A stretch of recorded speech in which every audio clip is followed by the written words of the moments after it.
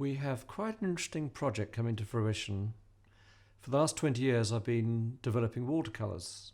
It's the obvious progression if you think about it from oils. Now the question I had to ask myself when I started to play around with watercolours is, are you going to be able to do something different, Michael? And the answer from my point of view is a very strong yes. Clearly there would be no point in bringing out a watercolour which was just like everyone else's. Now what I'm very proud of is that I believe I've been able to achieve something with the watercolours which is on par with the achievements of my oils.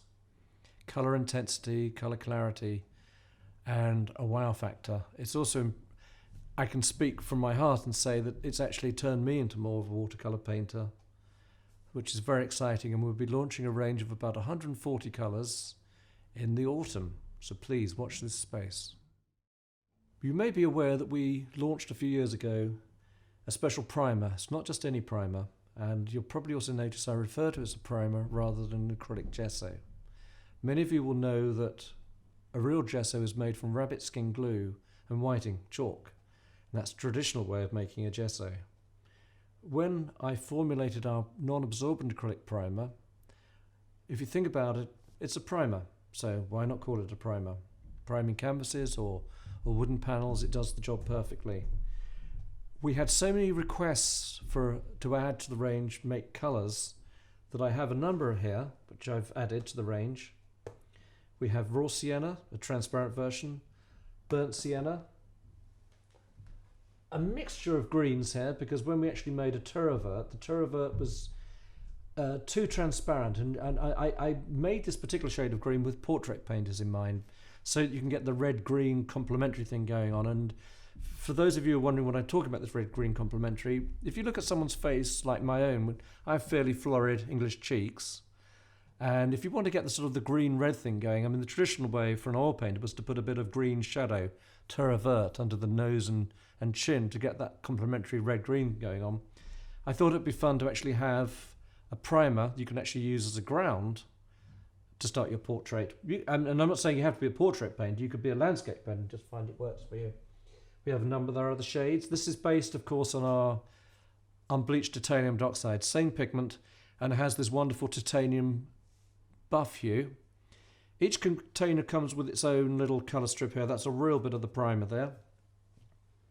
Now the real motive behind this for me to develop, you might think, well, why would Michael develop an acrylic primer when he's the oil paint guy? I had so many artists contacting me with, usually their struggles were around primers, and the main difficulty with a primer is that they tend to be absorbent, so they suck the oil out of the paint and rendering it the next day very dull looking, and that was a problem for me as a painter. So I set about finding an acrylic resin which wouldn't draw the oil out in the same way. You'll notice this when you do your painting and it looks great, it looks nice and moist. You come into the studio the next day and you find all the colours have gone dull and matte looking. And that's, as I say, is because the porous quality of most acrylic primers or gessos will suck the oil out, leaving it matte and flat, which of course is not what we generally want. We want our paint to look like the moment we applied that brush stroke. So this alleviates 90% of the tendency to suck the oil out. And as I said, we've had huge success with the white. So it's very exciting news. We have the colours to go, and I might even add a few more. You guys will have to tell me what you're looking for. It's a lot of fun I've had with this. I've also got some other great news. I know a lot of you have been contacting me over the years with special requests for pigments to be added to the oil range.